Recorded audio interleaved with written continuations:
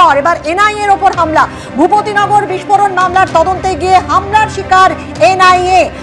আপনারা জানেন যে কিভাবে ইডির ওপর হামলা হয়েছিল 5ই জানুয়ারি সন্দেশখালীতে, এবং এবার ভূপতিনগরে এনআইএ এর ওপর হামলার অভিযোগ উঠছে হাইকোর্টের নির্দেশে। তদন্তে গিয়ে আক্রান্ত হলো এনআইএ।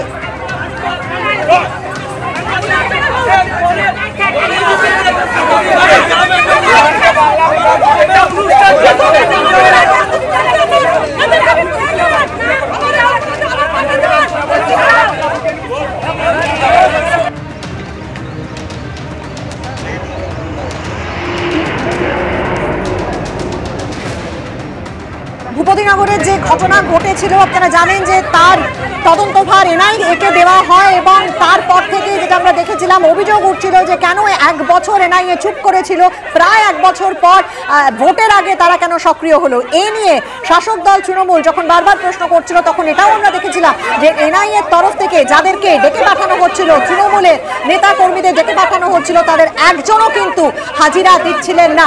এবং এবার যেটা দেখা গেল যে হাইকোর্টের নির্দেশে তদন্তে গিয়ে আক্রান্ত হলো সেই এনআইএ। ভাঙা হলো কেন্দ্র এজেন্সির গাড়ির কাজ। জিজ্ঞাসাবাদের জন্য এক ব্যক্তিকে নিয়ে আসার সময় হামলা, এমনটাই এনআইএ সূত্রে দাবি করা হয়েছে।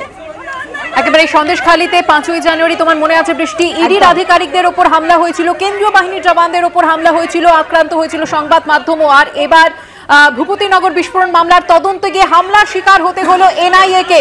বিস্তারিত জানবো, কথা বলবো আমাদের প্রতিনিধি আবির দত্তের সঙ্গে। আবির, দেখো, যেটা জানা যাচ্ছে যে ভূপতিনগরে বিস্ফোরণের যে ঘটনা, সেই ঘটনা তদন্ত চালাচ্ছে এনআইএ, এবং গতকাল রাত্রিবেলা তারা ভূপতিনগরে যায় এবং গভীর রাতে বা আজকে ভোর রাতে যে ঘটনা ঘটেছে যেটা জানা যাচ্ছে এনআইএ সূত্রে, যে সেখানে এনআইএর গাড়ির ওপরে হামলা হয়।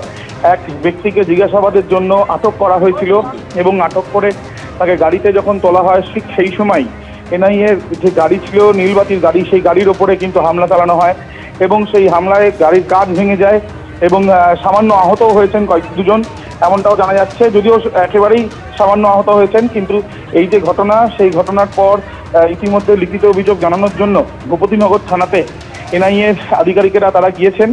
এবং এই যে ঘটনা, সেই ঘটনা এর আগে তুমি জানো যে বেশ কয়েকজনকে ডেকে পাঠানো হয়েছিল, তৃণমূলের নেতাকর্মী সহ মোট 8 জনকে ডেকে পাঠানো হয়েছিল দ্বিতীয় দফায়, এবং তারা সেখানে উপস্থিত থাকেননি। এবং তারপর ঘটনার তদন্তে এক ব্যক্তিকে জিজ্ঞাসাবাদ করার জন্য সেখানে গিয়েছিল এনআইএর টিম, এবং তারপর তাদের উপরে হামলা হয়, এমনটাই কিন্তু জানা যাচ্ছে। আমরা পুলিশের সাথেও কথা বলেছিলাম, পুলিশ সূত্রে যেটা জানা যাচ্ছে যে পুলিশের তরফ থেকে যেটা বলা হচ্ছে যে রিকুইজিশন যখন দেওয়া হয়েছিল এনআইএর তরফে, যাতে ফোর্স দেওয়া হয় এই রেড যখন চলবে বলে, তার ঠিক সেই সময় রিকুইজিশন দেওয়ার সময় যখন দেওয়া হচ্ছে সেই সময় একটি টিম ঘটনাস্থলে উপস্থিত হয়ে গিয়েছিল, এবং তখন এই ঘটনা ঘটে।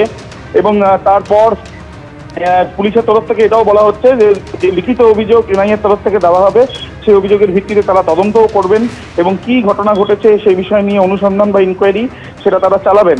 ঘটনাস্থলেও ইতিমধ্যে পুলিশ গিয়েছে, এবং তার সঙ্গে এনআইএর তরফ থেকে যেটা বলা হচ্ছে বা এনআইএর সূত্রে যেটা আমরা জানতে পারছি যে এই ঘটনায় যে ব্যক্তিকে জিজ্ঞাসাবাদ করার জন্য আটক করা হয়েছে